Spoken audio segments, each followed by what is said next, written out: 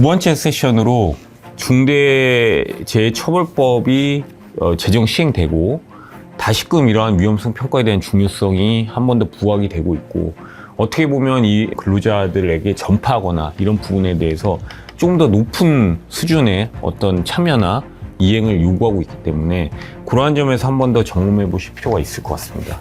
그래서 일단 중대산업재해 수사 상황을 조금 보시면요, 저희가 중대산업재해가 발생을 하면은 사실 이걸로 인한 이제 형사처벌을 하게 되는 그런 요건들이 어떻게 되냐면은, 안전보건 관리 체계 확보 의무에 미이행이 있었다. 근데 이러한 원인으로 사업장의 구체적인 안전보건 조치의 의무에도 미이행이 있었다.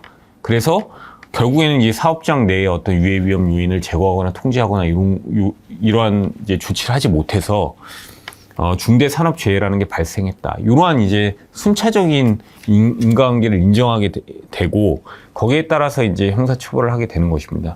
결국에는 이 중대재해라는 거는 사업장 내의 유해 위험 요인을 제거 통제하지 못해서 발생을 하는 거잖아요. 그러다 보니까 여러 가지 안전보건 확보 의무 중에서도 이 유해 위험 요인을 제거하고 통제하기 위한 직접적인 조치인 위험성 평가가 문제되는 경우가 상당히 많습니다. 그래서 이제 우측의 장표를 보시면은 그 검찰 기소 사례에 있어서도 여러 가지 안전보건 확보 의무 중에 위험성 평가에 대한 의무가 상당히 많다. 그럴 수밖에 없죠.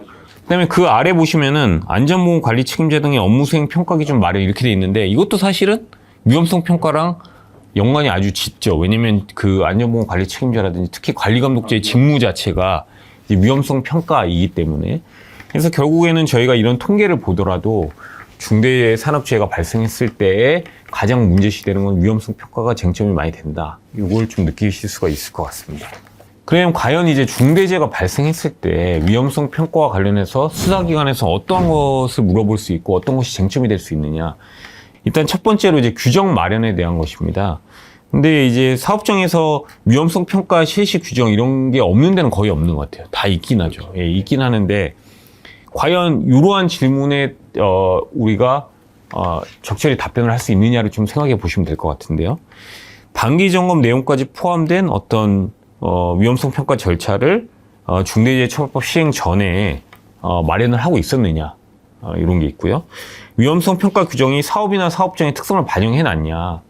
단순히 그냥 어떤 표준 지침 이런 거를 그냥 복사하는 수준으로 돼 있는 것이 아니고, 우리 사업장, 우리의 사업의 위험성에 특화돼서 그런 것들을 규정해 놨느냐, 이런 부분이죠.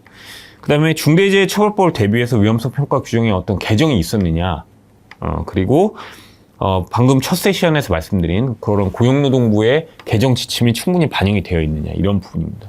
그래서 여기서 중요한 점은 실시 규정은 다 있습니다. 다 있는데 이러한 내용들의 적법성 또는 적절성이 담보되어 있느냐, 우리 이 규정들이 적절히 업데이트 돼 있냐, 이걸로 사실은 직결이 돼 있는 것 같아요. 그래서 이러한 저희가 말씀드린 부분들이 우리 규정에 반영이 돼 있고 업데이트가 되고 있고 관리가 제대로 되고 있느냐, 이러한 부분을 좀 보시면 될 것 같고요.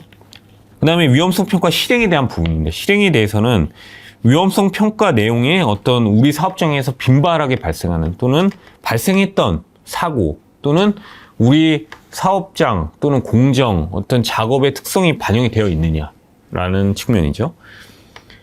특히나 이제 사고가 다발하는 사업장도 있잖아요. 그래서 이제 사실 1차 사고 이후에 2차 사고가 또 났다. 그러면은 그런 경우에는 이러한 위험성 평가에 근본적인 문제가 있는 거 아니냐, 이러한 수사기관의 이제 어떤 공격을 받을 수가 있는 거죠. 그 다음에 위험성 평가 시의 과거 사고 사례라든지 시정명령 사례, 시정명령 사례는 사실은 별도의 안전보건 확보 의무로도 있는 거기 때문에 이러한 재발 방지 대책, 이러한 것들이 적절히 반영이 돼 있냐, 이것도 꼭 보셔야 되는 거고. 그 다음에 위험성 평가 시에 사전 점검, 사전 조사 등의 어떤 사전 준비 작업이 제대로 되었느냐. 예.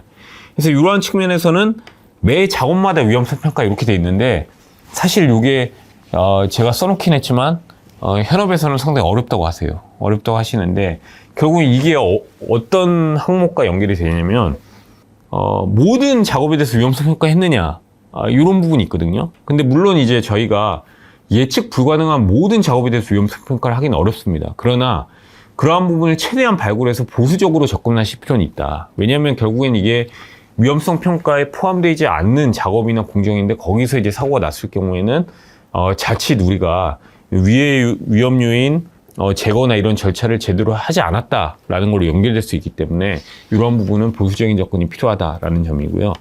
특히 작업의 특성이라든지 아니면 작업과 관련된 근로자의 의견 청취라든지 아차 사고, 아까 김관우 수석님께서 말씀 주셨는데 뭐 제한 제도라든지 시정명령 사례 이러한 것들은 충분히 저희가 위험성 평가에 계속적으로 업데이트하면서 반영하셔야 된다.